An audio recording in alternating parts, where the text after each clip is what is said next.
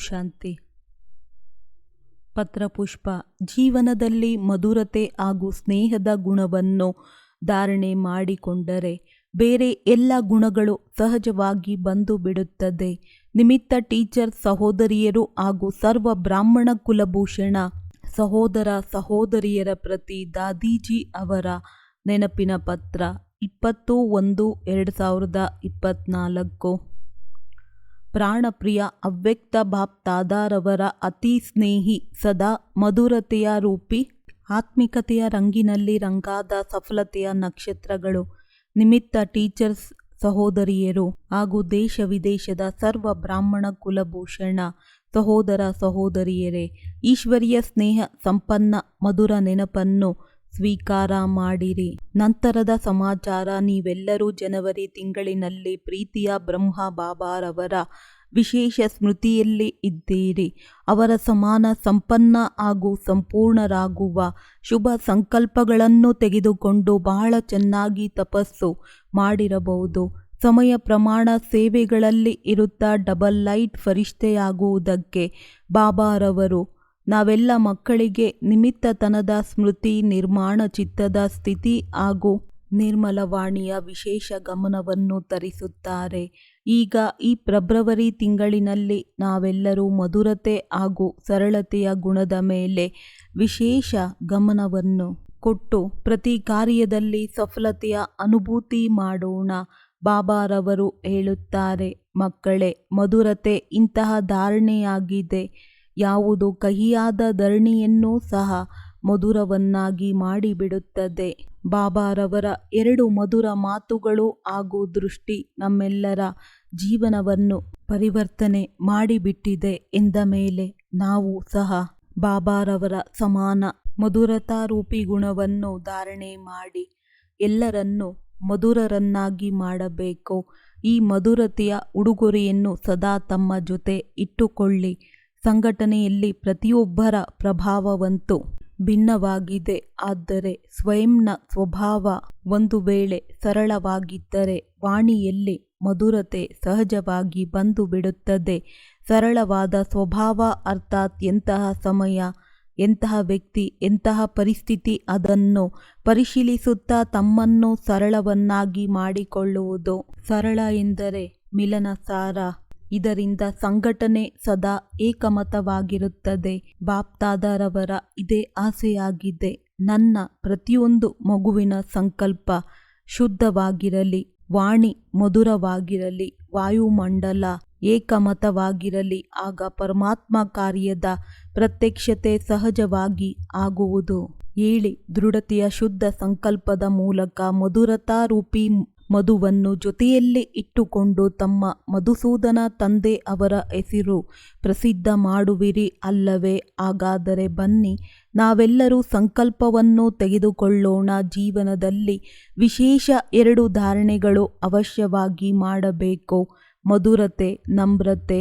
ಈ 2 ವಿಶೇಷ ಧಾರಣೆಗಳಿಂದ ವಿಶ್ವ ಕಲ್ಯಾಣಕಾರಿ ಮಹಾದಾನಿ ವರದಾನಿ ಆಗಿ ಬಿಡುವಿರಿ ಹಾಗೂ ಸಹಜವಾಗಿ ಸ್ನೇಹದ ಪುರಾವೆಯನ್ನು ಕೊಡಲು ಸಾಧ್ಯವಾಗುತ್ತದೆ. ಬಾಕಿ ಸೇವೆಗಳ ವಿಸ್ತಾರದ ಜೊತೆ ವಿಶೇಷ ಸಮಯ ತೆಗೆದುಕೊಂಡು ಅಶರೀರಿಯಾಗುವ ಡ್ರಿಲ್ ಸಹ ಅವಶ್ಯವಾಗಿ ಮಾಡಬೇಕು. ಈಗಂತೂ ಸಮಯ ಇದೆ, ಸೂಚನೆಯನ್ನು ಕೊಡುತ್ತಿದೆ. ಇದ್ದಕ್ಕಿದ್ದಂತೆ ಆಗುವ ಮೊದಲೇ ಸದಾ ಸಿದ್ಧರಾಗಿರಿ. ಮಾಡಿಸುವಂತಹ ತಂದೆ ಯಾವ ಸೇವೆಯನ್ನು ಮಾಡಿಸುತ್ತಿದ್ದಾರೆ? ನಿಮಿತ್ತರಾಗಿ ಮಾಡುತ್ತಾ ಹೋಗಿ. ಆದರೆ ಸಾಕ್ಷಿ ದೃಷ್ಟ ಸ್ಥಿತಿಯ ಅಭ್ಯಾಸ ಮಾಡುತ್ತಾ 5 ಸ್ವರೂಪಗಳ ಡ್ರಿಲ್ ಸಹ ಮಾಡುತ್ತಾ ಹೋಗಿ. ಇದೇ ಡ್ರಿಲ್ ಸ್ವಯಂವನ್ನು ಸರ್ವಶಕ್ತಿಗಳಿಂದ ಸಂಪನ್ನರನ್ನಾಗಿ ಮಾಡುವುದು, ಮನೋಬಲವನ್ನು ಹೆಚ್ಚಿಸುತ್ತಾ ಹೋಗುವುದು. ಈಗಂತೂ ಶಕ್ತಿಶಾಲಿ ಮನಸ್ಸಿನ ಮೂಲಕ ಪ್ರಕೃತಿಯ 5 ತತ್ವಗಳಿಗೂ ಸಹ ಸಕಾಶ ಕೊಡುವ ಸೇವೆ ಮಾಡಬೇಕು. ಇದಕ್ಕಾಗಿ ಸಲಹೆಯಾಗಿದೆ. ಪ್ರತಿ ಸೇವಾ ಸ್ಥಾನದಲ್ಲಿ ಸಾಯಂಕಾಲದ ಸಮಯ ವಿಶೇಷ 1 ಗಂಟೆ ಶಕ್ತಿಶಾಲಿ ಯೋಗದ ಕಾರ್ಯಕ್ರಮ ಅವಶ್ಯವಾಗಿ ನಡೆಯಲಿ. ಈ ಸಂಘಟಿತ ಯೋಗ ಪ್ರಕೃತಿಯ ತತ್ವಗಳ ಸೇವೆಯನ್ನು ಮಾಡುವುದು, ಸ್ವಯಂವನ್ನು, ಜೊತೆಗಾರರನ್ನು ಹಾಗೂ ಸೇವಾ ಸ್ಥಾನವನ್ನು ನಿರ್ವಿಘ್ನವನ್ನಾಗಿ ಮಾಡುವುದು. ಇದೇ ಸರ್ವರಿಗಾಗಿ ಸುರಕ್ಷಾ ಕವಚವಾಗಿದೆ. ವರ್ತಮಾನ ಸಮಯ ಮಧುಬನ ಬೇಅದ್ದಿನ ಮನೆಯಲ್ಲಿ ದೇಶ ವಿದೇಶದ ಅನೇಕ ಬ್ರಾಹ್ಮಣ ಮಕ್ಕಳ ಬಹಳ ಒಳ್ಳೆಯ ತುಂತುರು ಮಳೆ ಸುರಿಯುತ್ತಿದೆ. ಬಾಪ್ ದಾದಾರವರ ಸೂಕ್ಷ್ಮ ಸಕಾಶ ಬಾಬಾರವರ ಮನೆಯ ಶಕ್ತಿಶಾಲಿ ಪವಿತ್ರ ಪ್ರಕಂಪನ ಎಲ್ಲರಲ್ಲಿ ಶಕ್ತಿಗಳ ಸಂಚಾರ ಮಾಡಿಸುತ್ತಿದೆ. ಒಳ್ಳೆಯದು. ನಿಮ್ಮೆಲ್ಲರ ಸ್ವಾಸ್ಥ್ಯ ಚೆನ್ನಾಗಿರಬಹುದು. ಎಲ್ಲರಿಗೂ ವಿಶೇಷ ಸ್ನೇಹ ಸಂಪನ್ನ ನೆನಪು. ಜೀವನ ನಿರ್ಮಾಣದ ಮೊದಲ ಮಾನದಂಡ ಶುದ್ಧ, ಸರಳ ಹಾಗೂ ಮಧುರ ವ್ಯವಹಾರ. ವಿಶೇಷ ಚಿಂತನೆ. ಜೀವನದ ಸರ್ವಾಂಗೀಣ ವಿಕಾಸ ಹಾಗೂ ಸಫಲತೆಗಾಗಿ ಚಿಂತನೆ ಹಾಗೂ ಚರಿತ್ರೆ ನಿರ್ಮಾಣದ್ದಾಗಿದೆ. ಎಷ್ಟು ಅವಶ್ಯವಾಗಿದೆ ಅಷ್ಟೇ ವ್ಯವಹಾರದಲ್ಲಿ ಕುಶಲತೆ, ಸರಳತೆ, ಶಾಲೀನತೆ ಹಾಗೂ ಪವಿತ್ರತೆ ಅವಶ್ಯಕವಾಗಿದೆ. ಆಧ್ಯಾತ್ಮಿಕ ದೃಷ್ಟಿಯಲ್ಲಿ ಸಮಸ್ತ ಸಾಧನೆಗಳ ಇದೇ ಮೂಲಾಧಾರ ಎಂದು ತಿಳಿಯಲಾಗಿದೆ. ವ್ಯವಹಾರದ ಶೀತಲತೆ, ಸರಳತೆ ಹಾಗೂ ಮಧುರತೆಯಿಂದ ವ್ಯಕ್ತಿ ಮನ ಇಚ್ಛಿತ ಸಫಲತೆಯನ್ನು ಪ್ರಾಪ್ತಿ ಮಾಡಿಕೊಳ್ಳಬಹುದು. ಆಧ್ಯಾತ್ಮ ಹಾಗೂ ಸಮಾಜ ಎರಡರಲ್ಲಿಯೂ ಸಹ ಒಳ್ಳೆಯ ಆಚರಣೆ ಹಾಗೂ ವ್ಯವಹಾರ ಕುಶಲತೆಯ ಮಹತ್ವಪೂರ್ಣ ಸ್ಥಾನವಿದೆ. ಆಧ್ಯಾತ್ಮ ಕ್ಷೇತ್ರದಲ್ಲಿ ವ್ಯಕ್ತಿಯ ಸಂಸ್ಕಾರ ಪ್ರಮುಖವಾಗಿರುತ್ತದೆ ಹಾಗೂ ಸಮಾಜದಲ್ಲಿ ವ್ಯಕ್ತಿಯ ವ್ಯವಹಾರವನ್ನು ಪ್ರಾಧಾನ್ಯತೆಯನ್ನು ಕೊಡಲಾಗುತ್ತದೆ. ಒಳ್ಳೆಯ ಸಂಸ್ಕಾರ, ಒಳ್ಳೆಯ ಚರಿತ್ರೆಯಿಂದ ಯುಕ್ತ ವ್ಯಕ್ತಿತ್ವದ ವ್ಯವಹಾರವೂ ಸಹ ಚೆನ್ನಾಗಿರುತ್ತೆ. ಆದರೆ ಕೆಟ್ಟ ಸಂಸ್ಕಾರ, ಕೆಟ್ಟ ಚಾರಿತ್ರ್ಯದವರ ವ್ಯವಹಾರ ಹಾಗೂ ಆಚರಣೆ ನಕಾರಾತ್ಮಕತೆಯನ್ನು ದರ್ಶಿಸುತ್ತದೆ. ಚರಿತ್ರೆಹೀನ ವ್ಯಕ್ತಿ ಯಾವುದೇ ಸ್ವಾರ್ಥ ಅಥವಾ ಒತ್ತಡ ಅಥವಾ ನೈತಿಕ ಸಾಮಾಜಿಕ ಭಯದಿಂದ ಸ್ವಲ್ಪ ಸಮಯಕ್ಕಾಗಿ ಒಳ್ಳೆಯ ವ್ಯವಹಾರವನ್ನು ಪ್ರದರ್ಶಿಸಿದರೂ ಸಹ ಯಾವಾಗಲಾದರೂ ಅವರ ನಿಜವಾದ ಚಾರಿತ್ರ್ಯ ಎದುರಿಗೆ ಬಂದೇ ಬರುತ್ತದೆ. ವರ್ತಮಾನ ಸಮಯದ ಅವಶ್ಯಕತೆಯಾಗಿದೆ ಒಳ್ಳೆಯ ಆಚರಣೆ ಹಾಗೂ ವ್ಯವಹಾರ ಕುಶಲತೆ. ಆಂತರಿಕ ವ್ಯಕ್ತಿತ್ವದಲ್ಲಿ ಶ್ರೇಷ್ಠತೆ ಹಾಗೂ ಸರಳತೆ ಬಂದಲ್ಲಿ ವ್ಯವಹಾರ ಸ್ವತಃವಾಗಿ ಮಧುರವಾಗುತ್ತದೆ.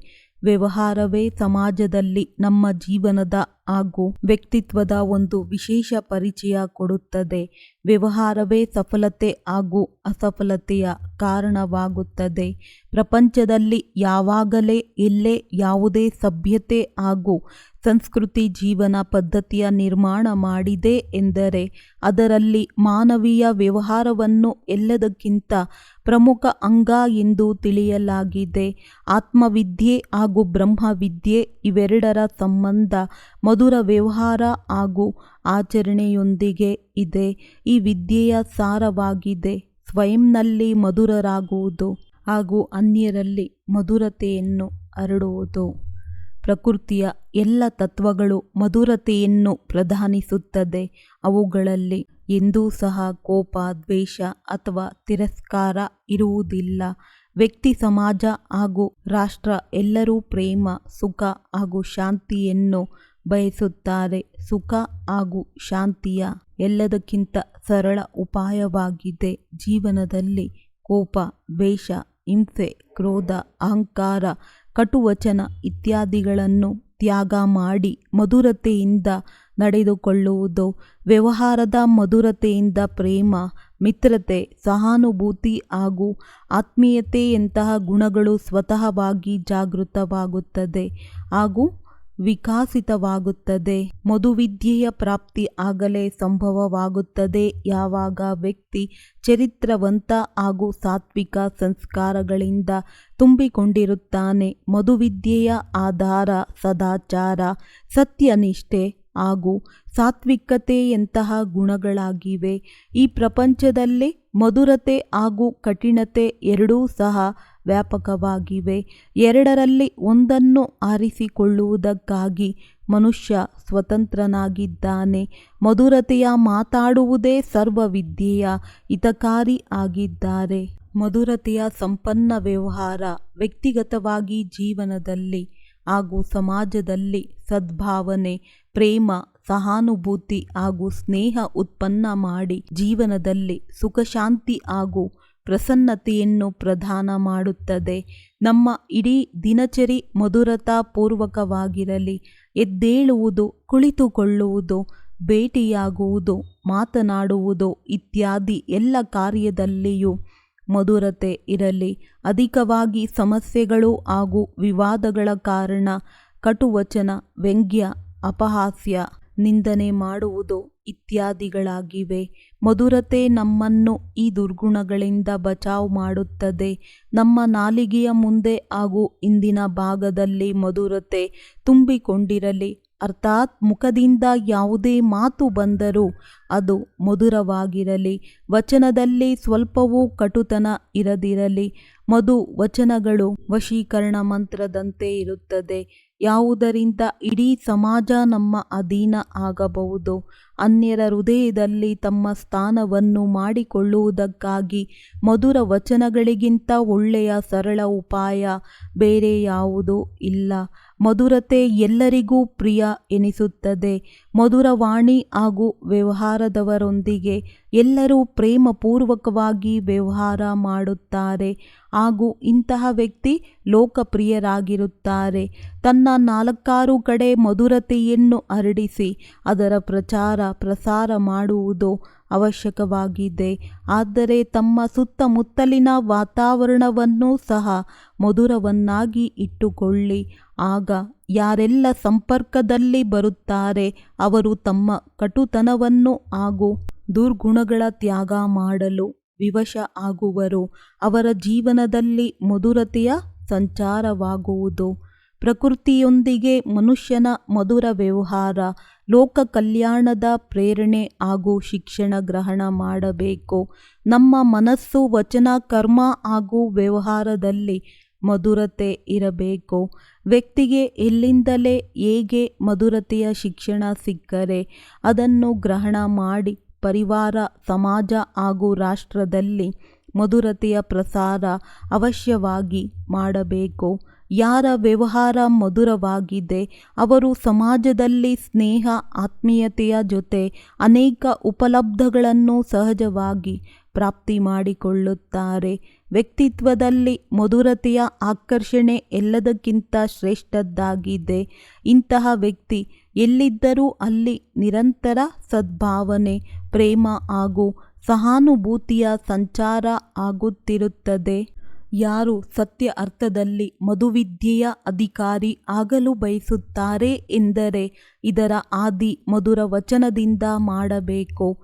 ಮಾನವೀಯ ವ್ಯವಹಾರದಲ್ಲಿ ಮಧುರ ಭಾಷೆ, ಮಧುರ ಶಬ್ದ, ವಚನಗಳ ಮಹತ್ವಪೂರ್ಣ ಸ್ಥಾನವಿದೆ. ಮಧುರ ವಾಣಿಯ ಪ್ರಭಾವದಿಂದ ಹಾಳಾಗಿರುವ ಕೆಲಸವೂ ಸಹ ಸಫಲವಾಗುತ್ತದೆ. ಒಡೆದು ಹೋಗಿರುವ ಸಂಬಂಧಗಳು ಜೋಡಣೆಯಾಗುತ್ತದೆ. ಮುನಿಸಿಕೊಳ್ಳುವವರೂ ಸಹ ಒಂದಾಗುತ್ತಾರೆ. ದೊಡ್ಡ ದೊಡ್ಡ ಸಫಲತೆಗಳ, ಉಪಲಬ್ಧಗಳ ಹಿಂದೆ ಮಧುರ ವಾಣಿ ಹಾಗೂ ವಿನಮ್ರ ವ್ಯವಹಾರದ ಮಹತ್ವಪೂರ್ಣ ಪಾತ್ರವಿದೆ. ಇದಕ್ಕಾಗಿ ಹೇಳಲಾಗುತ್ತದೆ, ಮಾತನಾಡುತ್ತಾ ಉಚಿತ ಶಬ್ದಗಳನ್ನು ಆರಿಸಿಕೊಳ್ಳಿ.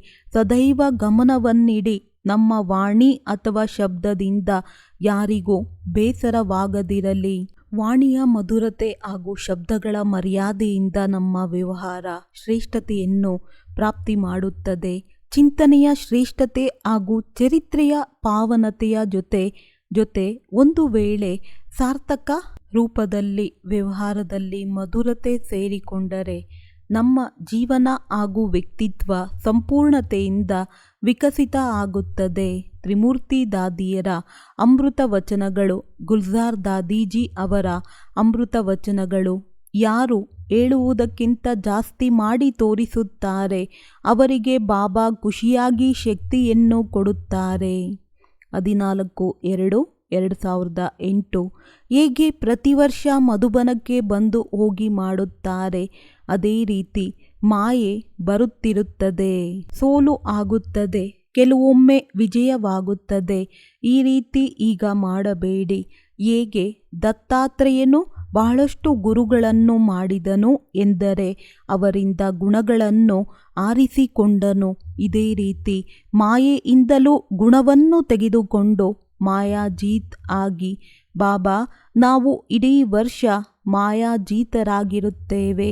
ಇಂತಹ ಪ್ರತಿಜ್ಞೆಯನ್ನು ಮಧುಬನದಲ್ಲಿ ಮಾಡಿ ಹೋಗಿ, ಆಗ ಸದಾ ವಿಜಯಿ ಆಗಿ ಇರುವಿರಿ. ಹೇಳುವುದಕ್ಕಿಂತ ಜಾಸ್ತಿ ಮಾಡಿ ತೋರಿಸಿದರೆ ಬಾಬಾರವರು ಬಹಳ ಖುಷಿ ಪಡುತ್ತಾರೆ, ಶಕ್ತಿಯನ್ನು ಕೊಡುತ್ತಾರೆ.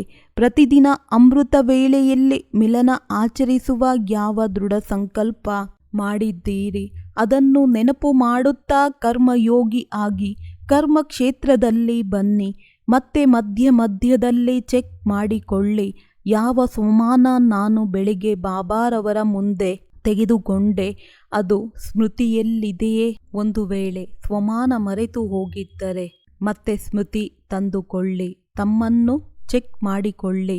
ನನಗೆ ಬಾಬಾ ನೆನಪಿದ್ದಾರೆಯೇ, ಸ್ವಮಾನ ನೆನಪಿದೆಯೇ, ಇಲ್ಲವೇ? ಏಕೆಂದರೆ ಬಾಬಾರವರನ್ನು ನೆನಪು ಮಾಡಿ ತಮ್ಮ ಪಾಪಗಳನ್ನು ಭಸ್ಮ ಮಾಡುವುದಕ್ಕಾಗಿ ಬಾಬಾರವರ ಬ್ರಾಹ್ಮಣ ಮಕ್ಕಳಾಗಿದ್ದೇವೆ, ಬೇರೆಯವರನ್ನು ನೋಡುವುದಕ್ಕಾಗಿ ಅಲ್ಲ.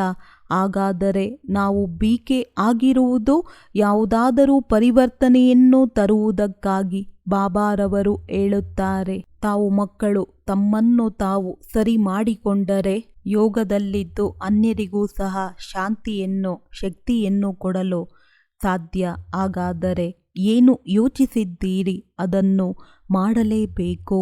ನೋಡುತ್ತೇವೆ, ಯೋಚಿಸುತ್ತೇವೆ, ಮಾಡಬೇಕಾಗಿದೆ, ಮಾಡುತ್ತಿದ್ದೇವೆ. ಈ ಭಾಷೆ ಬಳಸಬೇಡಿ, ಮಾಡಲೇಬೇಕು ಈ ರೀತಿ ಹೇಳಿ. ಬಾಬಾರವರು ನಾವು ಮಕ್ಕಳಲ್ಲಿ ಯಾವ ಆಸೆಯನ್ನು ಇಟ್ಟುಕೊಂಡಿದ್ದಾರೆ ಅದನ್ನು ಪೂರ್ಣ ಮಾಡಲೇಬೇಕು.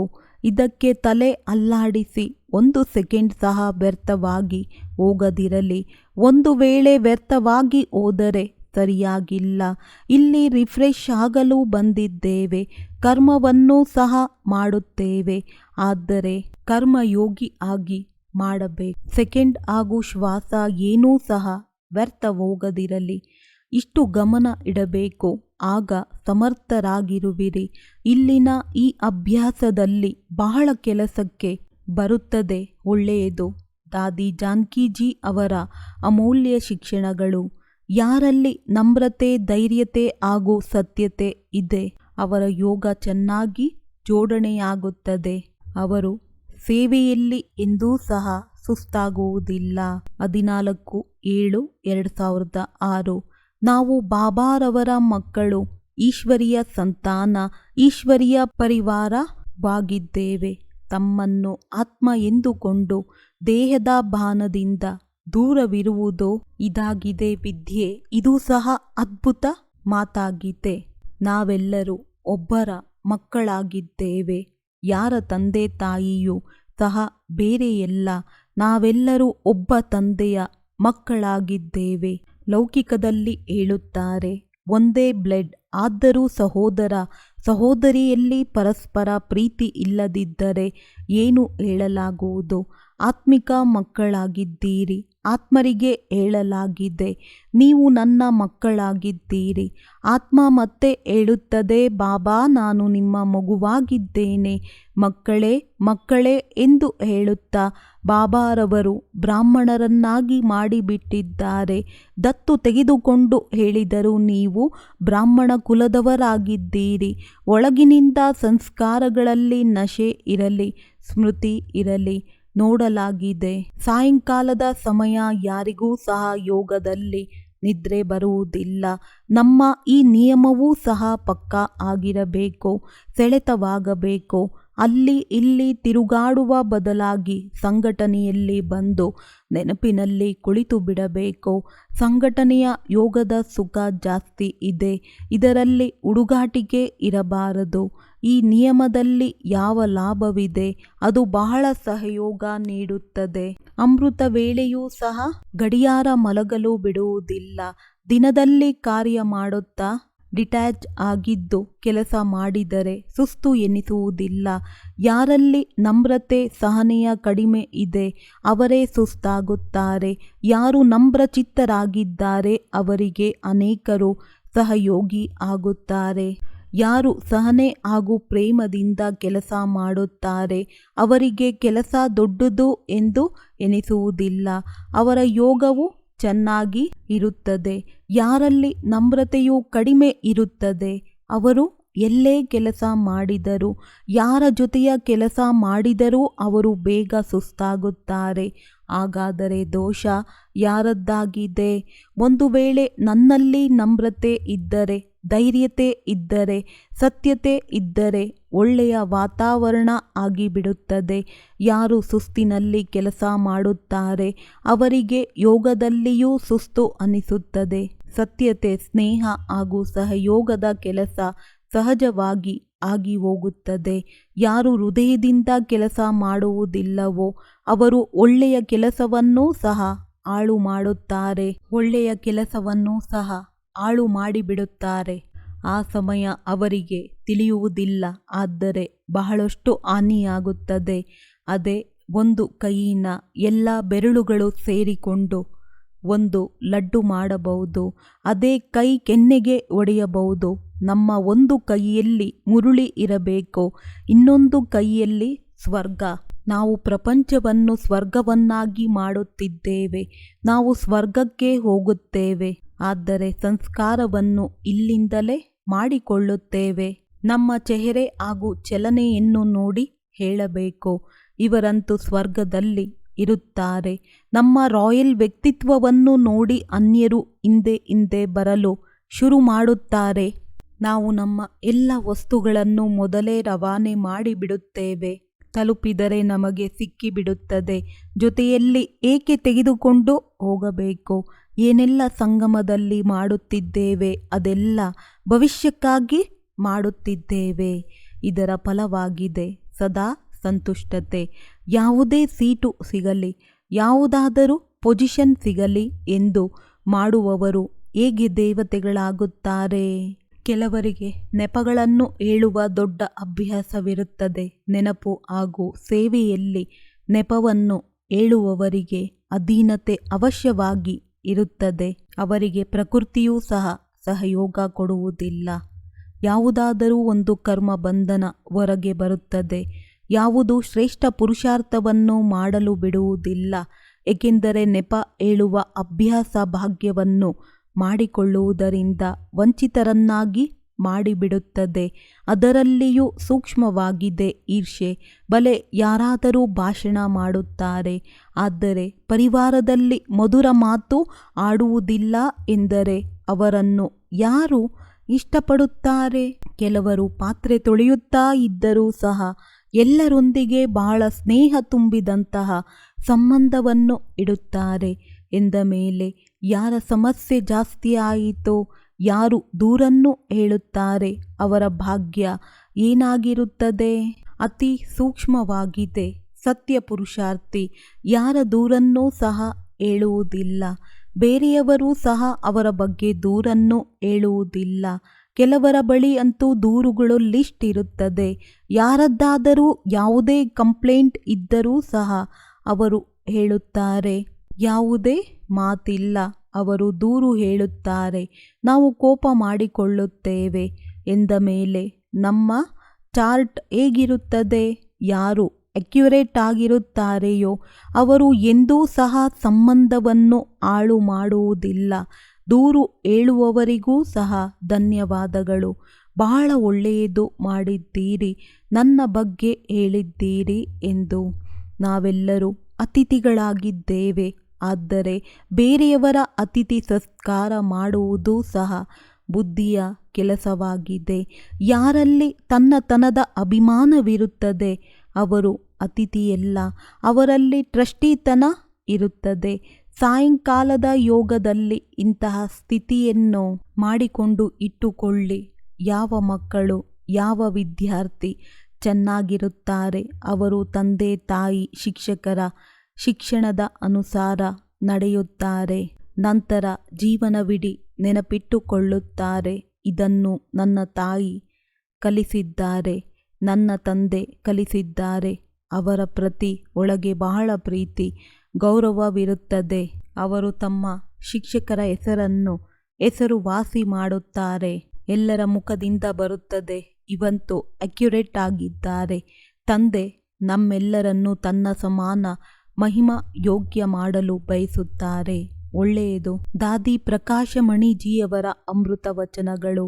ನವನಿರ್ಮಾಣದ ಕಾರ್ಯಕ್ಕಾಗಿ ನಮ್ರರಾಗಿ ಪುರುಷಾರ್ಥದಿಂದ ಹೆದರಿಕೊಳ್ಳಬೇಡಿ. ಬಾಬಾರವರು ಹೇಳುತ್ತಾರೆ, ಮಕ್ಕಳೇ, ಎಂದಾದರೂ ಯಾರಾದರೂ ಆವೇಶದಲ್ಲಿ ಹೇಳುತ್ತಾರೆಂದರೆ ಆ ಸಮಯ ಅವರನ್ನು ಒಪ್ಪಿಕೊಳ್ಳಿ. ನೀವು ಶೀತಲ ಆಗಿಬಿಡಿ. ಒಂದು ವೇಳೆ ಆ ಮಾತನ್ನು ತೆಗೆದುಕೊಂಡು ದ್ವೇಷ ಬಂದು ಬಿಟ್ಟರೆ ನಷ್ಟವಾಗಿ ಬಿಡುತ್ತದೆ. ಆದ್ದರಿಂದ ಪರಸ್ಪರ ಸೇರಿಕೊಂಡು ನಂತರ ಪರಸ್ಪರ ಸೇರಿಕೊಂಡು ಮಧುರ ಧಾರಣೆಯ ಆತ್ಮಿಕ ವಾರ್ತಾಲಾಪ ಮಾಡಿ ವಾದ ವಿವಾದ ಮಾಡಬೇಡಿ. ನಿಮ್ಮ ನಮ್ರತೆಯ ಪ್ರಭಾವ ಅನ್ಯರ ಮೇಲೆ ಅವಶ್ಯವಾಗಿ ಬೀಳುತ್ತದೆ. ಒಬ್ಬರ ಚರ್ಚೆ ಇನ್ನೊಬ್ಬರೊಂದಿಗೆ ಮಾಡಬೇಡಿ. ನಿರ್ಮಾಣರಾಗುವುದು ಎಂದರೆ ಸಮಾವೇಶ ಮಾಡಿಕೊಳ್ಳುವುದು.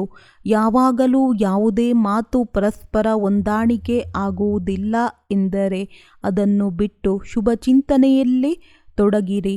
ಜಗಳವನ್ನು ಹಿಡಿದುಕೊಂಡು ಜ್ಞಾನವನ್ನು ಬಿಡಬೇಡಿ. ನಮಗೆ ಕುಮಾರ ಕುಮಾರಿಯರ ಬಹಳ ಚಿಂತೆ ಇರುತ್ತದೆ. ನಮ್ಮ ಈಶ್ವರೀಯ ವಿಶ್ವವಿದ್ಯಾಲಯದ ತಳಪಾಯವಾಗಿದೆ ಈಶ್ವರೀಯ ಮರ್ಯಾದೆಗಳು. ಪ್ರಪಂಚದಲ್ಲಿ ಮರ್ಯಾದೆಗಳಿಲ್ಲ, ನಮ್ಮದಾಗಿದೆ ಶ್ರೇಷ್ಠ ಮರ್ಯಾದೆಗಳು. ಒಂದು ವೇಳೆ ನಾವು ಯಾರ ಮೇಲಾದರೂ ನಂಬಿಕೆ ಇಡುತ್ತೇವೆ ಎಂದರೆ ನಂಬಿಕೆಯ ಮೇಲೂ ಸಹ ಮಾಯೆ ನೀರು ಸುರಿದು ಬಿಡುತ್ತದೆ. ಇಂತಹ ಅನೇಕ ಅನುಭವಗಳನ್ನು ನೋಡಿದ್ದೇವೆ. ಆದ್ದರಿಂದ ನಾವು ಕಂಟ್ರೋಲ್ ಮಾಡುತ್ತೇವೆ. ಕುಮಾರ ಕುಮಾರಿಯರು ಮರ್ಯಾದೆಯ ಒಳಗೆ ಇರಬೇಕು ಎಂದು. ಒಬ್ಬರ ತಪ್ಪಿನಿಂದ ಎಲ್ಲ ಬ್ರಾಹ್ಮಣರಿಗೆ ಪೆಟ್ಟು ಬೀಳುತ್ತದೆ. ಒಬ್ಬರ ಕಾರಣ ನಾವು ಎಲ್ಲರನ್ನೂ ಕಟ್ಟಬೇಕಾಗುತ್ತದೆ. ಸೇವಾ ಕೇಂದ್ರಗಳಲ್ಲಿ ಕುಮಾರಿಯರು ಒಬ್ಬರೇ ಇರುತ್ತಾರೆ. ನೀವು ಅವರ ಬಳಿ ಕುಳಿತುಕೊಂಡು ಮಾತನಾಡುವುದು ಇದು ನನಗೆ ಇಷ್ಟವಾಗುವುದಿಲ್ಲ. ನೀವು ತಿಳಿದುಕೊಳ್ಳಿ, ಈ ಮಾತಿನಲ್ಲಿ ನಾನು ಸನ್ಯಾಸಿ ಆಗಿದ್ದೇನೆ. ಕುಮಾರ ಕುಮಾರಿಯರು ಎಂದರೆ ಸನ್ಯಾಸ, ಸನ್ಯಾಸಿ ಎಂದರೆ ನಗುವುದು, ಮಾತನಾಡುವುದು, ವೃತ್ತಿ ದೃಷ್ಟಿ ಎಲ್ಲದರಲ್ಲಿಯೂ ಸನ್ಯಾಸ. ಎಷ್ಟು ಈ ಪಾಠ ಪಕ್ಕಾ ಮಾಡುವಿರಿ ಅಷ್ಟು ಒಳ್ಳೆಯದು. ಒಂದು ವೇಳೆ ಹಗುರವಾಗಿದ್ದರೆ ಟೀಕೆ ನಡೆಯುವುದು, ಯಾರದ್ದೇ ವ್ಯಕ್ತಿತ್ವದ ಮೇಲೆ ಕಲೆ ಆಗುವುದು. ಇದು ನನ್ನಿಂದ ಕೇಳಲಾಗುವುದಿಲ್ಲ. ಆಶ್ಚರ್ಯವಾಗುತ್ತದೆ. ಯಾರೇ ನನ್ನ ವ್ಯಕ್ತಿತ್ವದ ಮೇಲೆ ಬೆರಳು ಎತ್ತಿದರೆ ಇದು ನನ್ನ ಜೀವನಕ್ಕಾಗಿ ಬಹಳ ದೊಡ್ಡ ಕಲೆಯಾಗಿದೆ. ಆದರೆ ಯಾರದ್ದೇ ಪ್ರಶ್ನೆ ಏಕೆ ಬಂದಿತು? ಏಕೆಂದರೆ ಹಗುರವಾಗಿ ನಡೆದಿರಿ. ಈಶ್ವರೀಯ ಮರ್ಯಾದೆಗಳು ನಮ್ಮ ಜೀವನದ ಆದೇಶಗಳಾಗಿವೆ. ಬಾಕಿ ಯಾವುದೇ ಆರ್ಡರ್ ಇಲ್ಲ. ಇದರಲ್ಲಿ ನಿಮ್ಮ ಆತ್ಮಿಕತೆಯಲ್ಲಿ ಮಸ್ತರಾಗಿರಿ. ನನ್ನವರು ಒಬ್ಬ ಬಾಬಾ, ಇದೇ ಮಸ್ತಿಯಲ್ಲಿ ಇರಿ. ಈ ಕಂಕಣ ಬಹಳ ಕಟ್ಟುನಿಟ್ಟಾಗಿ ಕಟ್ಟಿಕೊಂಡಿರಬೇಕು. ನಾನು ಯಾವಾಗ ಈ ಮಾತನ್ನು ಹೇಳುತ್ತೇನೆ ಆಗ ತಿಳಿಯುತ್ತಾರೆ, ಈ ಮಾರ್ಗವಂತೂ ಬಹಳ ಕಠಿಣವಾಗಿದೆ. ನಂತರ ಬುದ್ಧಿ ಹೋಗುತ್ತದೆ ಗಂಧರ್ವ ವಿವಾಹದ ಕಡೆಗೆ. ಆದರೆ ಯಾರು ಮಾಡಿಕೊಂಡಿದ್ದಾರೆ ಅವರು ಈಗ ಕಣ್ಣೀರು ಸುರಿಸುತ್ತಿದ್ದಾರೆ, ಅಳುತ್ತಿದ್ದಾರೆ. ಆದ್ದರಿಂದ ಎಂದೂ ಸಹ ಈ ಸಂಕಲ್ಪ ಬರಬಾರದು. ಈಗಲ್ಲ, ಜೊತೆಗಾರರಾಗಬೇಕು. ಸಾಯಬೇಕೆಂದರೆ ಸಂಪೂರ್ಣವಾಗಿ ಸಾಯಬೇಕು. ಬದುಕುವುದನ್ನು ಯೋಚಿಸಬೇಡಿ. ನಮಗೆ ಬಾಬಾರವರ ಮಡಿಲಿನಲ್ಲಿ ಬದುಕಬಹುದು. ಬದುಕುವುದನ್ನು ಯೋಚಿಸಬೇಡಿ. ನಮಗೆ ಬಾಬಾರವರ ಮಡಿಲಿನಲ್ಲಿ ಬದುಕಬೇಕು. ಪ್ರಪಂಚದಿಂದ ನಾವು ಸತ್ತು ಹೋಗಿದ್ದೇವೆ. ತಿನ್ನುವುದು, ತೊಡುವುದು, ಮಲಗುವುದು, ಎಲ್ಲ ಸುಖದ ಸೌಲಭ್ಯಗಳು ಹೊರಟು ಹೋಗುವುದು. ನಾವು ಎಲ್ಲವನ್ನು ತ್ಯಾಗ ಮಾಡಿದ್ದೇವೆ. ತ್ಯಾಗ ಎಂದರೆ ತ್ಯಾಗ. ಯಾರು ಮಾಡಿದ್ದಾರೆ? ಅವರು ಎಲ್ಲವನ್ನು ತ್ಯಾಗ ಮಾಡಿದ್ದಾರೆ. 3:30 ಗಂಟೆಗೆ ಮಧುರ ನಿದ್ರೆ ಬರುತ್ತದೆ. ಬಾಬಾರವರು ಹೇಳುತ್ತಾರೆ, ಎದ್ದೇಳಿ. ಅದನ್ನು ಸಹ ಬಾಬಾರವರು ಕಸಿದುಕೊಂಡರು. ಬಾಕಿ ಇನ್ನೇನು ಬೇಕು? ಆದ್ದರಿಂದ ಸದಾ ಬಾಬಾರವರು ಹೇಳುತ್ತಾರೆ, ದೇಹದಿಂದ ವೈರಾಗಿಯಾಗಿರಿ. ಎಷ್ಟು ವೈರಾಗಿ ಅಷ್ಟು ಯೋಗಿ ಆಗುವಿರಿ. ಸೇವೆಯಂತೂ ನೀವು ಮಾಡುತ್ತಲೇ ಇರುವಿರಿ. ಏನೆಲ್ಲ ಇದೆಯೋ ಅದನ್ನು ಸಫಲ ಮಾಡುತ್ತಾ ಹೋಗಿ. ನಾಳೆ ಏನಾಗುತ್ತದೆ ಎನ್ನುವುದು ಗೊತ್ತಿಲ್ಲ. ಬುದ್ಧಿಯಲ್ಲಿ ಎಷ್ಟು ಸೇವೆ ಇರುತ್ತದೆಯೋ ಅಷ್ಟೇ ಮಹಾನ್ ಭಾಗ್ಯವಾಗಿದೆ. ಆದರೆ ಸೇವೆಯ ಉಮಂಗದ ಜೊತೆ ಜೊತೆ ಪ್ರಜ್ಞೆಯೂ ಬೇಕು. ಲೌಕಿಕವನ್ನು ಸ್ವಲ್ಪ ನಡೆಸುವುದು ಸರಿಯಾಗಿರುತ್ತದೆ. ಇಲ್ಲವಾದರೆ ಸರ್ವೀಸ್ನಲ್ಲಿ ಡಿಸ್ಸರ್ವೀಸ್ ಆಗಿ ಹೋಗುತ್ತದೆ. ಎಷ್ಟು ಸರ್ವೀಸ್ನಲ್ಲಿ ಬುದ್ಧಿ ತೊಡಗಿರುತ್ತದೆ ಅಷ್ಟು ಒಳ್ಳೆಯದು. ಆರ್ಟಿಕಲ್ ಬರೆಯಿರಿ, ಡೈಲಾಗ್ ಬರೆಯಿರಿ, ಅನುಭವ ಬರೆಯಿರಿ, ಆರ್ಟಿಸ್ಟ್ ಆಗಿರಿ. ಯಾವುದಾದರೂ ಒಂದು ಕಾರ್ಯದಲ್ಲಿ ಬುದ್ಧಿ ತೊಡಗಿರಲಿ. ಎಲ್ಲ ಕಲೆಯನ್ನು ಕಲಿಯಿರಿ. ಸಮಯದಲ್ಲಿ ಎಲ್ಲವೂ ಕೆಲಸಕ್ಕೆ ಬರುತ್ತದೆ. ಒಂದು ವೇಳೆ ಸೇವೆಯಲ್ಲಿ ಫೋರ್ಸ್ ಇರುತ್ತದೆ ಎಂದರೆ ಕುಮಾರರ ಕಾರಣ. ಕುಮಾರರು ತಮ್ಮ ತನುವನ್ನು ತೊಡಗಿಸುತ್ತಾರೆ, ಮನವನ್ನು ತೊಡಗಿಸುತ್ತಾರೆ, ಧನವನ್ನು ತೊಡಗಿಸುತ್ತಾರೆ. ಎಲ್ಲ ಸೆಂಟರ್ಸ್ನ ಇದೇ ಫಲಿತಾಂಶವಾಗಿದೆ. ನೀವು ಕುಮಾರರು ಎಲ್ಲ ಚಿಂತೆಗಳಿಂದ ಮುಕ್ತರಾಗಿದ್ದೀರಿ. ಕುಮಾರ ಕುಮಾರಿ ಎಂದರೆ ಸಂಗಮದ ಜೀವನ ಮುಕ್ತ. ಯಾವುದೇ ಬಂಧನವಿಲ್ಲ. ವೃತ್ತಿಯಲ್ಲಿ ನನ್ನ ಬಾಬಾ, ವಾಯುಮಂಡಲದಲ್ಲಿ ವೈಬ್ರೇಷನ್ ಇದೆ. ಎಲ್ಲರೂ ಬಾಬಾರವರ ಮಕ್ಕಳಾಗಲಿ. ಕಲ್ಯಾಣದ ಭಾವನೆ ಇದೆ. ಬಾಬಾರವರ ಸೇವೆಯಲ್ಲಿ ಜೀವನವಿದೆ. ನಾವು ಪ್ರಪಂಚದ ವಾಯುಮಂಡಲ ವೈಬ್ರೇಷನ್ನಿಂದ ಮುಕ್ತರಾಗಿದ್ದೇವೆ. ನಾವು ಪ್ರಪಂಚವನ್ನು ಬಾಬಾರವರ ವಾಯುಮಂಡಲದಲ್ಲಿ ಕಟ್ಟು ಹಾಕುತ್ತೇವೆ. ನೀವೆಲ್ಲರೂ 100% ಅದೃಷ್ಟವಂತರಾಗಿದ್ದೀರಿ. ನಿಮ್ಮೆಲ್ಲರನ್ನು ಬಾಬಾರವರು ಸೇವೆಗಾಗಿ ತಮ್ಮ ಭುಜವನ್ನಾಗಿ ಮಾಡಿಕೊಂಡಿದ್ದಾರೆ. ನೀವೆಲ್ಲರೂ ಸಮರ್ಪಿತರಾಗಿದ್ದೀರಿ. ಒಂದು ವೇಳೆ ನೀವು ಧನದಿಂದ ಸೇವೆ ಮಾಡದೇ ಇದ್ದರೆ ಸರ್ವಿಸ್ ವೃದ್ಧಿ ಆಗುತ್ತಿರಲಿಲ್ಲ. ನೀವು ಈ ರೀತಿ ತಿಳಿಯಬೇಡಿ. ನಮ್ಮನ್ನು ಬಾಬಾರವರು ನೌಕರಿಯಲ್ಲಿ ಕಟ್ಟಿ ಹಾಕಿದ್ದಾರೆ. ನೀವು ಧನದಿಂದ ಸಹಯೋಗ ಕೊಡದಿದ್ದರೆ ಸೆಂಟರ್ ಹೇಗೆ ನಡೆಯುವುದು? ನಿಮ್ಮ ಸಂಪೂರ್ಣ ತನು, ಮನ, ಧನ ಬಾಬಾರವರ ಪ್ರತಿಯಾಗಿದೆ. ನೀವು 100 ಸಂಪಾದಿಸಿದರೆ ಅದರಲ್ಲಿ 25 ತಂದೆ ತಾಯಿಗೆ, 25 ತಮಗಾಗಿ ಹಾಗೂ 50 ಬಾಬಾರವರ ಕಾರ್ಯದಲ್ಲಿ ತೊಡಗಿಸಿ. ಇದನ್ನೇ ಯೋಚಿಸಿ. ನಾನು ಬಾಬಾರವರ ಕಾರ್ಯದಲ್ಲಿ 5ರಷ್ಟು ಸಂಪಾದನೆ ಮಾಡಲು ಬಂದಿದ್ದೇನೆ. ಪ್ರಪಂಚವೇ ಕೊಳಕಾಗಿದೆ. ಕೊಳಕರ ಮಧ್ಯದಲ್ಲಿ ನಾವು ನಮ್ಮ ಆತ್ಮಿಕತೆಯಲ್ಲಿ ಇರಬೇಕು. ಏಕೆಂದರೆ ಬಾಬಾರವರಿಗಾಗಿ ಸಂಪಾದಿಸುತ್ತಿದ್ದೇನೆ. ಲೌಕಿಕ ತಂದೆ ತಾಯಿ ಪಾಲನೆ ಮಾಡಿದ್ದಾರೆ. ಅವರಿಗೂ ಸಹ ಸಹಯೋಗ ಕೊಡುವುದು ನನ್ನ ಕರ್ತವ್ಯವಾಗಿದೆ. ಧನವನ್ನು ಪರ್ಸೆಂಟೇಜ್ನಲ್ಲಿ ಅವಶ್ಯವಾಗಿ ಹಂಚಿ. ಯಾವ ಕುಮಾರರು ತಮ್ಮ ಕೈಯಿಂದ ಬೇಯಿಸಿಕೊಂಡು ತಿನ್ನುತ್ತಾರೆ, ನಾನು ಅವರನ್ನು ನನಗಿಂತಲೂ ಮಹಾನ್ ಎಂದುಕೊಳ್ಳುತ್ತೇನೆ. ನೀವು ಧನ್ಯರಾಗಿದ್ದೀರಿ. ಒಂದು ವೇಳೆ ಒಣ ರೊಟ್ಟಿಯನ್ನು ತಿಂದುಕೊಂಡು ನಡೆಯುತ್ತಿದ್ದೀರಿ ಎಂದರೆ ಬಾಬಾರವರು ನಿಮಗೆ ಸಹಯೋಗ ಕೊಡುತ್ತಾರೆ. ನೀವು 2 ರೊಟ್ಟಿಯನ್ನು ತಿನ್ನಿ, ಬಾಬಾರವರ ಮಸ್ತಿಯಲ್ಲಿ ಇರಿ. ಹೀಗೆ ತಿಳಿಯಬೇಡಿ. ಪ್ರತಿದಿನ ಹೇಗೆ ನಡೆಯುವುದು? ಅರೆ, ಪ್ರತಿದಿನ ಸಂಗಮ ಎಲ್ಲಿ ಬರುವುದು? ಎಷ್ಟು ತಪಸ್ವಿಯಾಗುವಿರಿ ಅಷ್ಟು ಧನ್ಯರಾಗುವಿರಿ. ಧನ್ಯರಾಗಬೇಕೆಂದರೆ ತ್ಯಾಗಿ, ತಪಸ್ವಿಯಾಗಿ. ತಪಸ್ಸಿನಿಂದಲೇ ಮಹಾನ್ ಆಗುವಿರಿ. ಕರ್ಮೇಂದ್ರಿಯಗಳನ್ನು ವಶ ಮಾಡಿಕೊಳ್ಳುವುದೇ ತಪಸ್ಸು ಆಗಿದೆ. ವೃತ್ತಿಯನ್ನು ಕಂಟ್ರೋಲ್ ಮಾಡುವುದೇ ತಪಸ್ಸು ಆಗಿದೆ. ಅತೀಂದ್ರಿಯ ಸುಖದ ರಸದಲ್ಲಿ ಇರಿ. ರೊಟ್ಟಿಯಂತೂ ಕುದುರೆಗೆ ಹುಲ್ಲು ಆಗಿದೆ. ಇದರಲ್ಲಿ ರಸವಿಲ್ಲ. ನಾವು ಆತ್ಮೀಯತೆಯ ಆತ್ಮಿಕ ಶಕ್ತಿಯನ್ನು ದಾನ ಮಾಡಬೇಕು. ಎಷ್ಟು ದಾತ ಆಗುತ್ತೇನೋ ಅಷ್ಟು ಪುಣ್ಯಾತ್ಮ ಆಗುತ್ತೇನೆ. ನಾನು ನಯನಗಳಿಂದಲೂ ಸಹ ಪುಣ್ಯ ಮಾಡಬೇಕು. ನನ್ನ ಆತ್ಮೀಯತೆಯ ಶಕ್ತಿಯಿಂದ ಸಹ ಪುಣ್ಯ ಮಾಡಬೇಕು. ನಾನು ಕೊಡುವುದನ್ನು ಕಲಿಯಬೇಕು. ಇವರು ಕೊಡಲಿ ಎಂದು ನಾನು ಯೋಚಿಸಬಾರದು. ನಾನು ಎಷ್ಟು ಕೊಡುತ್ತೇನೋ ಅಷ್ಟು ನನ್ನ ಮಹತ್ವಿಕೆಯಾಗಿದೆ. ಒಬ್ಬೊಬ್ಬರಿಗೂ ಇಷ್ಟು ಆತ್ಮಿಕತೆಯನ್ನು ಕೊಡುವುದು, ಶೀತಲತೆಯನ್ನು ಕೊಡುವುದು, ಈ ರೀತಿ ಕೊಡುವುದೇ ನನ್ನ ಮಹತ್ವಿಕೆಯಾಗಿದೆ. ಈಗಲ್ಲ ನಾನು ಇವರಿಗೆ ಇಷ್ಟು ಸ್ನೇಹವನ್ನು ಕೊಡುತ್ತೇನೆ. ಆದರೂ ಸಹ ಇವರು ನನ್ನ ಗ್ಲಾನಿ ಮಾಡುತ್ತಾರೆ. ನಾನು ಪ್ರಯತ್ನ ಪಡಬೇಕು. ಒಬ್ಬರೂ ಸಹ ಮುಳ್ಳುಗಳಾಗಬಾರದು. ನಮ್ಮ ಕೆಲಸವಾಗಿದೆ ಎಲ್ಲರಿಗೂ ಆತ್ಮೀಯತೆಯ ದಾನವನ್ನು ಕೊಡುವುದು. ದಾನ ಕೊಡುವುದರಲ್ಲಿ ಅನೇಕ ವಿಘ್ನಗಳು ಬರುತ್ತದೆ. ಏಕೆಂದರೆ ದಾನವನ್ನು ಪಡೆದುಕೊಳ್ಳುವವರು ಒಬ್ಬೊಬ್ಬರೂ ಒಂದೊಂದು ರೀತಿ ಇದ್ದಾರೆ. ನಾನು ಸದಾ ತಿಳಿಯುತ್ತೇನೆ.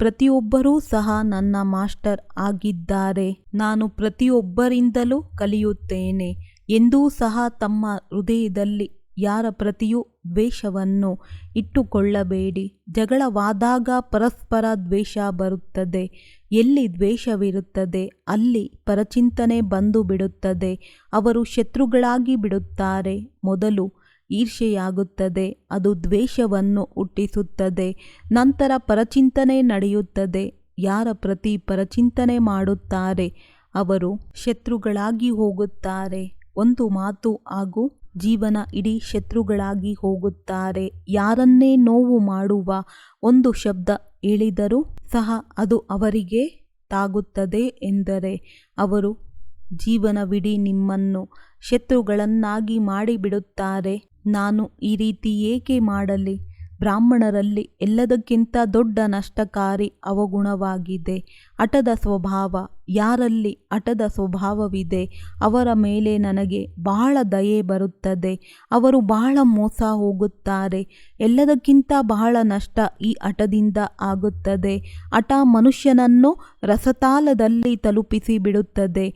ಆದ್ದರಿಂದ ಎಂದೂ ಯಾವುದೇ ಮಾತಿನಲ್ಲಿ ಹಠ ಮಾಡಬೇಡಿ. ಯಾರಾದರೂ ತಪ್ಪಾಗಿದ್ದರೆ ಸರಿಯಾದ ಬುದ್ಧಿಯಿಂದ ನಿರ್ಣಯ ಮಾಡಿ. ಹಠದ ಸ್ವಭಾವದಿಂದ ತಮ್ಮನ್ನು ತಾವು ಮೋಸ ಮಾಡಿಕೊಳ್ಳಬೇಡಿ. ನಿರ್ಣಯ ಮಾಡಿ ಪರಸ್ಪರ ಸಹಯೋಗ ಕೊಡಿ, ಉಪದೇಶ ಕೊಡಿ. ಒಂದು ವೇಳೆ ಯಾರಾದರೂ ಹಠ ಮಾಡಿದರೆ ನೀವು ಹಗುರವಾಗಿ ಬಿಡಿ, ಲೈಟ್ ಆಗಿ ಬಿಡಿ. ಸ್ವಯಂವನ್ನು ಬೆಳಕು ಹಾಗೂ ಶಕ್ತಿಯ ಮಸ್ತಿಯಲ್ಲಿ ಇಟ್ಟುಕೊಳ್ಳಿ. ಆಗ ಎಂದೂ ಆವೇಶದಲ್ಲಿ ಬರುವುದಿಲ್ಲ. ಒಳ್ಳೆಯದು. ಓಂ ಶಾಂತಿ.